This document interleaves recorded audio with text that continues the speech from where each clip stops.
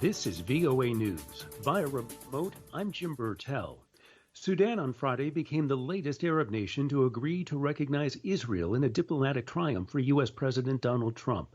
The United Arab Emirates and Bahrain signed an accord at the White House last month to normalize relations with Israel, but Sudan carries added symbolism as an Arab nation that has been at war with Israel. Speaking to reporters, President Trump says he thinks Iran will be part of the deal someday. I could see Iran. Ultimately, it sounds, right now, it doesn't sound like something that would happen, but I see it happening. Ultimately, they'll all be one unified family. It'll be an amazing thing. The announcement makes Sudan the fifth Arab country to forge diplomatic relations with the Jewish state. Donald Trump launched an intense last-ditch re-election push Friday in Florida, insisting that COVID-19 is disappearing, while frontrunner Joe Biden hammered his message that the president had abdicated responsibility for a pandemic that is actually surging. COVID-19 dwarfs anything we've faced in recent history, and it isn't showing any signs of slowing down.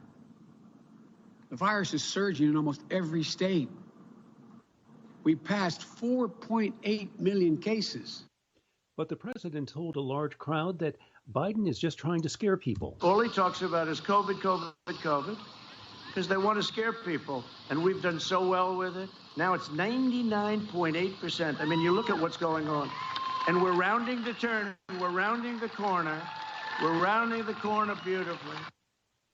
With 50 million people having already cast early ballots, Biden has a firm lead in national polls, as well as in most of the battleground states, like Florida, that typically decide the winner of the U.S. presidential election. For more news, go to voanews.com. From Washington, this is VOA News. Azerbaijan and ethnic Armenian forces clashed in several parts of Nagorno-Karabakh on Friday, as the United States stepped up diplomatic efforts to try to end the deadliest fighting in the mountain enclave in over a quarter of a century. In Washington, U.S. Secretary of State Mike Pompeo met separately with the foreign ministers of Azerbaijan and Armenia in a new attempt to end nearly a month of bloodshed. A French government scientific advisor says the COVID-19 virus is spreading more quickly than during its initial outbreak in the spring, in one of the starkest warnings yet about the scale of the disease's resurgence engulfing Europe.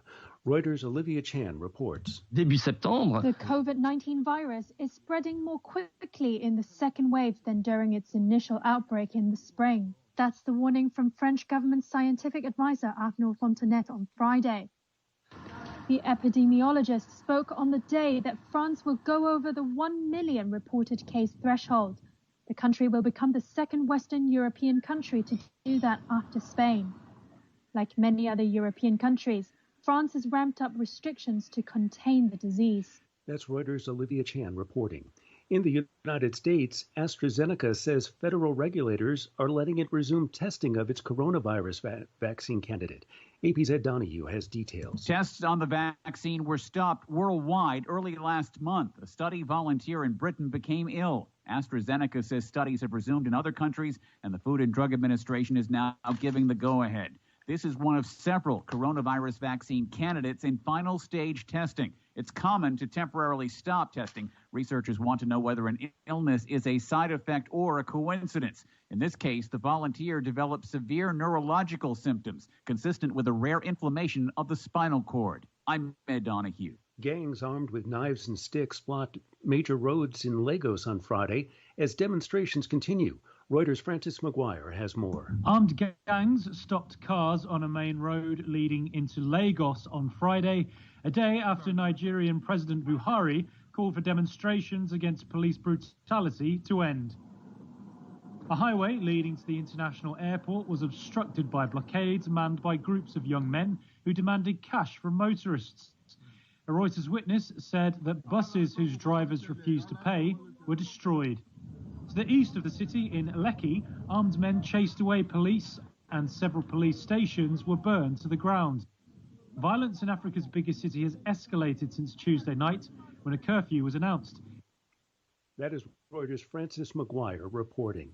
For more news, go to voanews.com or use the VOA mobile app. Via remote, I'm Jim Bertel, VOA News.